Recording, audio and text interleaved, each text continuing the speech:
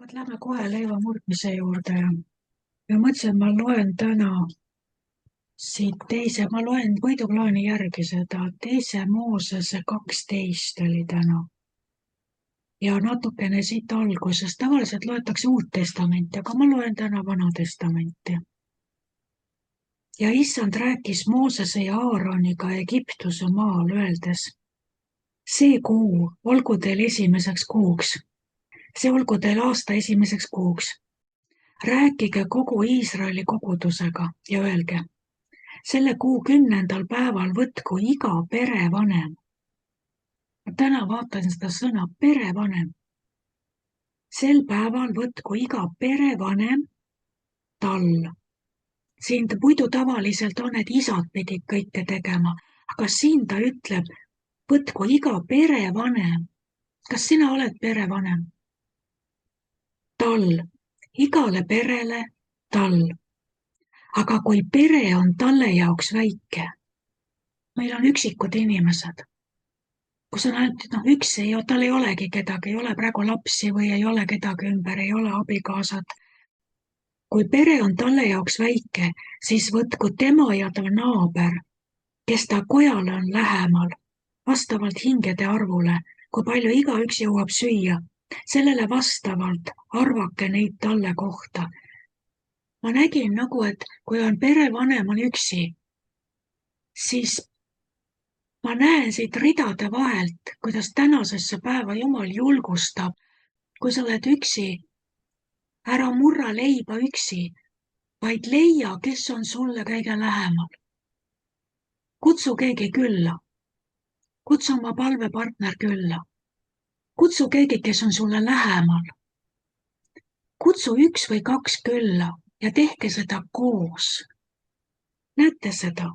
Kui pere on talle jaoks väike, siis võtku tema ja ta naaber, kes ta kojal on lähemal. Ühiselt, kui armas see on. Tal olgu teil veatu isane 1-aastane, võtke see lammastest või kitsedest. Säilitage see enestele kuni selle kuu 14. päevani. Siis kogu Iisraeli kogunenud kogudus tapku see õhtul. Ja nad võtku verd ning võitku ukse mõlemat piitjalga ja pealispuud kodades, kus nad söövad. Meil on, kui me ei vaata piiblisse nii teraselt, siis jääb mulje, et ukse peale tuleb verd panna. Umbes nii, et paned käe ukse peale ja kuulutad Jeesuse verd. Aga uks on siiski piiblis nii selle perevanema, isa kui ka Jeesuse kaudu Kristuse sümbol. Ja sellele eraldi ühesõnaga ei olnud vaja määrida ust verega. Uks ei olnud küsimus. Küsimus oli see, mis oli ukse kohal ja kahel pool ust. Sest isa peeti pere ukseks. Kui keegi koputas öösel uksele, siis isa ei saatnud oma last või naist öösel ust lahti tegema, isa läks ise. Isa oli see, kes läks uksele vastu, isa otsustas, kes tohib sisse tulla, kes ei tohi. Ei olnud niimoodi, et ema laseb võõrad sisse või laps laseb võõrad sisse ja isa siis vaadaku tegelegu sellega, vaid ikkagi nendes kultuurides on see, et isa otsustab, kes tohib sisse tulla, kes mitte. Abraham otsustas, kas need inglid tulevad või ei tule, eks ole, ja andis siis Saarale korraldusi. Et siin ei ole see, et seda verd ukse peale panna, vaid mis on tähtis, et pere oleks kaitstud. See, mis on ukse kohal ja kahel pool ust. Kuhu iganes see uks pöördub, seal peab olema veri ja ukse kohal peab olema veri. Ja nüüd, ja nad söögu liha sel samal ööl, tules küpsetatult koos hapnemata leiva ja kibedate rohtaimedega. Söögu nad seda, siin on omaette õpetused, siia me ei lähe, eks.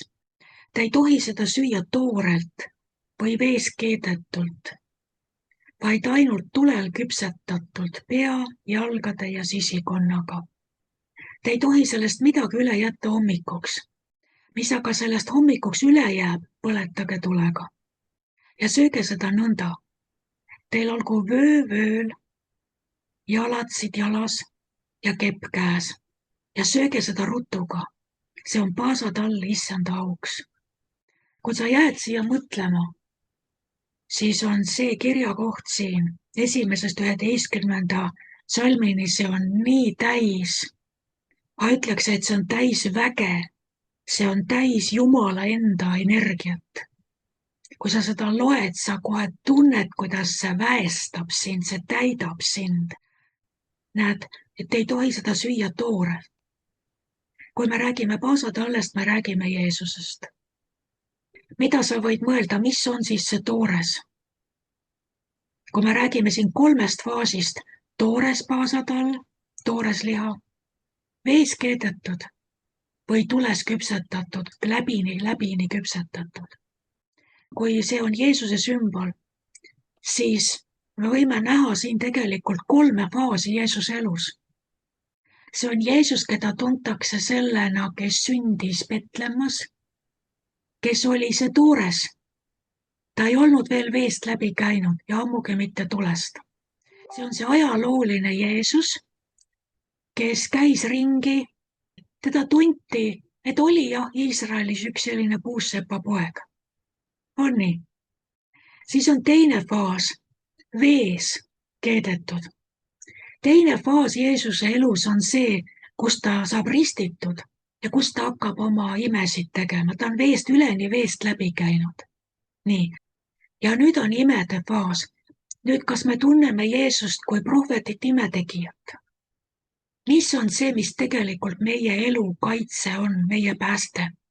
Kas see on ajalooline Jeesus, kes sündis Betlemmas, kuu ja tähed sirasid seal, karjased olid seal? Kas see on see Jeesus, kes templis hämmastas neid oma tarkusega? Või see on see Jeesus, kes käis veest läbi ja tegi vägevaid tegusid ja kuulutas ja prohveteeris ja tegi imesid ja see ei ole see Jeesus ka, kes on meie pääste, vaid ainult tulel küpsetatud pea, jalgade ja sisikonnaga. Ainult see Jeesus, kes on käinud läbi kõige jõhkramast tuleahjust Getsemanist alates. See, millest Jeesus käis läbi, hullemat tuleahju on raske ette kujutada. Saada alasti naelutatud ristile, läbi pekstuna, okas kroon peas, habe välja kistud koos lihatükkidega. Kõik see on see tuleahi. Ja nüüd, kui tema andis oma elu, sellest tules küpsetatuna, ainult see Kristus, kes andis oma elu ristil, ainult tema, see on see paasatall, keda me sööme. Kas te näete? Kui me murrame leiba ja see oli ju paasapüha ja tema ütles ju, et see on tema elu, mis meiest antakse. Paulus ütleb, et meie paasatall on ka tapetud. Siis kui me murrame leiba, siis me ei meenuta seda Jeesust, kes käis poisikesena ringi või kes sündis Betlemmas. Ja kui me murrame leiba, siis me ei meenuta ka vägevat meest Natsaretist, kes tegi imesid ja prohvet oli. Vaid kui me murrame leiba, siis me meenutame teda, kes läks sellistest ahjudest meie pärast läbi ja andis oma elu ristil. Ja nüüd see veri, selle talle veri, kes sellisel viisil tulest läbi toodi, tema veri on see, mis peab meid ümbritsema. Aga siin on ka vastutus, vaata see teine saladus, millest meil puudub aeg rääkida, on see, et see veri tuli panna koja uksepiitadele ja üles sellele põikpuule. Kõik, mis ümbritseb seda ust. Ja mina näen seda, et koda on kaitstud, kui koja vanem on õiges kohas ja kõik tema elu ja tegevus, kas ta pöördub ülesse, kas ta pöördub paremale või vasakule, on Jeesuse verega märgistatud. See on ka midagi, kui on, ütleme nii, et kui perepea ei ole usklik ja naine ja lapsed teevad oma parima. Aga kui perepea ei ole Jumalaga lepingus, see lihtsalt on paratamatu tõde, et see pere kannatab rohkem Ütleme, et ta kannataks tunduvalt vähem või neid kannatusi ei oleks, kui perepea oleks see uks, kelle elu on igalt poolt raamistatud Jeesuse verega. Ja sama kehtib ka koguduse vanema kohta. See kehtib perepea kohta, see kehtib ka koguduse vanema kohta. Sest vaata, mis juhtub täna tervete tohutute võrgustikega. Kristlikud telejaamad kukuvad. Tohutud miljonilised need karismaatilised võrgustikud kukuvad. Miks? Sest see, kes oli selle suure liikumise, selle suure kuulsa koguduse juht, tuli välja, et tema ei olnud uks, kellel oleks see veri olnud kahel pool ja tema üle, tema kohal, vaid see uks oli unustanud ära selle ohvri, mille Kristus oli toonud ja ta läks sellistesse tegevustesse, lubas endale asju, mis jättis ukse lahti ja pillutaja tuli ja kogudused on täna haavatud katki, valudes pettunud Jumalas. Mis juhtus? Hävitaja tuli majja sisse. Miks? Sellepärast, et juht, see uks ei olnud korralikult uksepiitade ja selle põikpuu vahel korralikult Kristuse verega piiratud. Sest uks on piiratud nende piitjalgade ja selle ülemise põikpuuga, eks. Need uksed, nad olid loobunud piirangutest ja hävitaja pillutab tuhandesi kogudusi. Skandaal skandaali järel. Aga kui meie täna nüüd seda leiba murrame, ma siin ei räägi sellest vööst ja jalatsist ja kepist, see on veel omaette lugu, eks. Aga kui me täna seda leiba murrame, siis ma tahan, et me mõtleme sellele. Selle sama Vana Testamendi kontekstis ja selle õpetuse ja manitsuse kontekstis me oleme igaüks kellelegi selleks vanemaks, selleks eeskujuks. Kui meie elus peaks tulema midagi välja, mis ei ole sobilik, siis see ei tee head neile, kes meie peale vaatavad. Kui me võtame osa sellest leivast, sellest nii-öelda tallelihast, sest kui me murrame leiba, see oli Jeesuse liha, mille ta andis, eks ole, sest luid ei tohtinud tallel murda. Kui me murrame leiba, siis me ei murra selle paasa tallel luid. Neid ei tohtinud murda.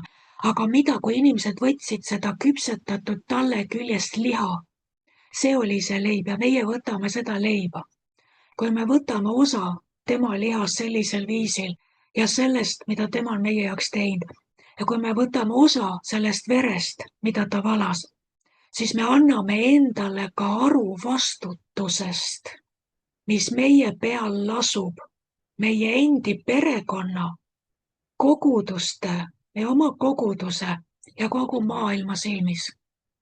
Igaüks meist on uks, mille kaudu inimesed kas võivad siseneda Jumala riiki või nad põrkuvad tagasi.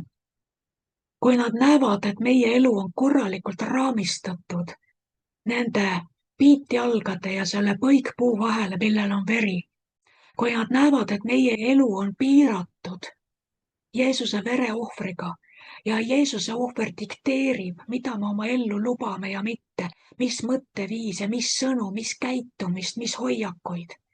Kui nad näevad, et meie elu on Kristuse ohvriga piiritletud, nad võivad turvaliselt selle ukse kaudu siseneda Jumala riiki.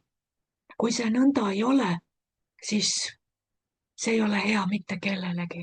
Nii et täna ma tahaks võtta seda leiba ja võtta sellest karikast osa koos teiega, andes endale aru nende praeguste täiesti katastroofiliste skandaalide pärast, mis maailmas aset leiab, need kohtumõistmised, mis järjest on tabanud karismaatilist liikumist üldse. Kuulsuste nimed kukuvad ja see, mis seal ilmsiks tuleb, seda ei taha mitte keegi teist kuulda ega teada. Ja see on see, et uksed on jätnud oma kaitsepositsiooni. Nad on jätnud oma piitraamid. Nad on jätnud talle vere ja nad on teinud terved kümnetes tuhandetes, kus koguduse liikmed on, nad on jätnud nad täiesti kaitseta ja pillutaja on tulnud ja rebib neid ja hävitab inimeste usku koguni nii, et nad pettuvad Jumalas.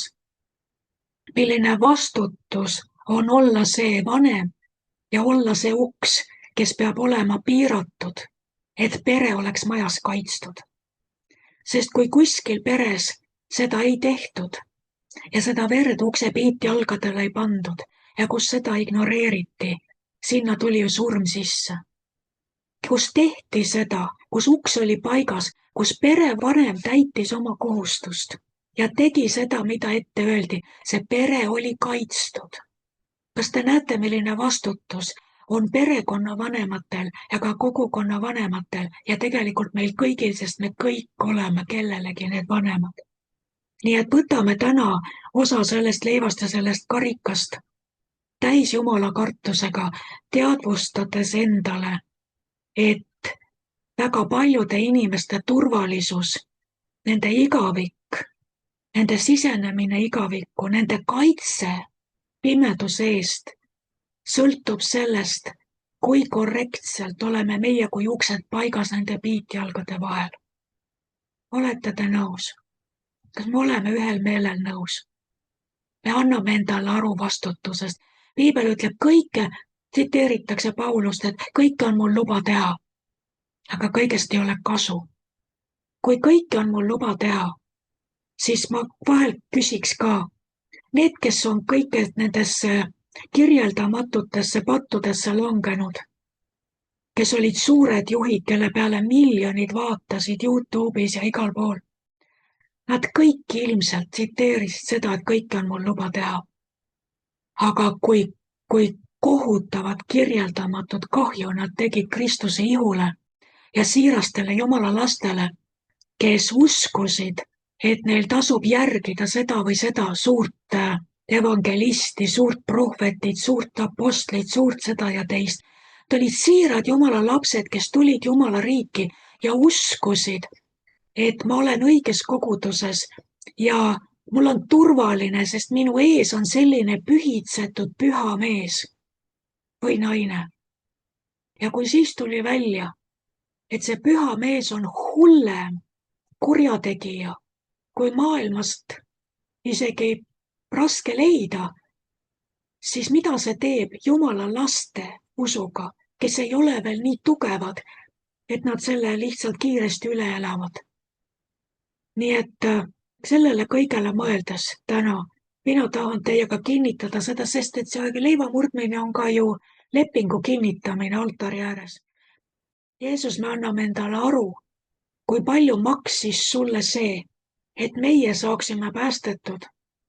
Kui palju maksis sulle see, et aina järgmised ja järgmised põlvkonnad Jumala lapsi saaksid päästetud. Me anname endale aru, Jeesus, kui kirjeldamatult kohutava ja ränga hinna sa maksid. Et sinu koda, sinu pere oleks kaitstud ja rahus. Sina olid see uks. Sina olid see, kes tõesti jäid viimase hingetõmbeni selle piitjalgade ja põikpuu vahele, mis oli ristikujuline. Sina lasid ennast sinna naelutada ega liikunud sealt paigast, et meie oleks kaitstud. Nii nagu sõna ütleb, karistus oli sinu peal, et meil oleks rahu. Aga isand, sa oled teatepulga andnud meile üle. Ja nüüd peame meie olema sellisel viisil, nende piitjalgade ja selle põikpuu vahel nii kindlalt paigas, et need, kelle sina oled meie hoole alla andnud, et ka nemad oleksid kaitstud, nad võiksid usaldada su kogudust ja et ka nendel võiks olla rahu. Ka nemad võiksid olla varjatud kõige kurja eest, nii nagu see uks, mis oli piitjalgade vahel, mis oli verega, pintseldatud verega määritud, nii nagu need perekonnad võisid olla turvalised, kui surm tänavatel ringi käis ja oma lõikust võttis. Isand Jeesus, ma palun, seo meid täna oma ustavusega rohkem kui iial varem. Jeesus, ma palun, et mitte keegi ei läheks seda teed, et ta mõtleks sellele, mida tal kõike on luba teha üksikindiviidina, unustades, et lugematud silmad nii nähtavas kui nähtamatus maailmas jälgivad meid.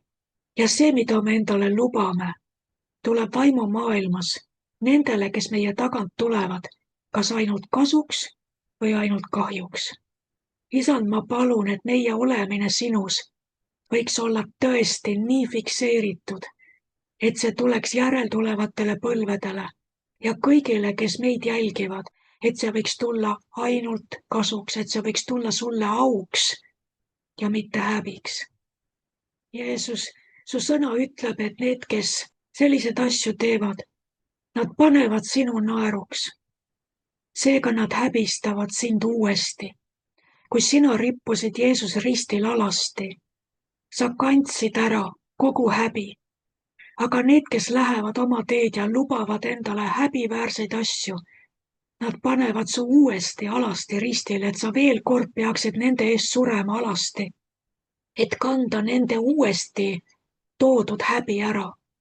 Isand, ma palun lihtsalt kogu südamest halasta meie peale ja aita meid kõiki, et me kunagi sind uuesti ei häbistaks ristil ja ei paneks sind taas häbisse, vaid see, mis sa ükskord tegid sa ükskord ja igaveseks. Ja issand, nüüd, issand, luba meil käia sellisel viisil, mis üksnes sind austab ja et need, keda sa meil oled usaldanud ja oled ka tulevikus usaldamas, issand, et nad võiksid olla meie vaimsetes kodades ja meie perekodades kaitstud ja turvalised. Aitäh sulle, Jeesus, et sina olid see paasatõll, kes tapeti ja kelle lihast me võime täna selle leiva näol osa võtta.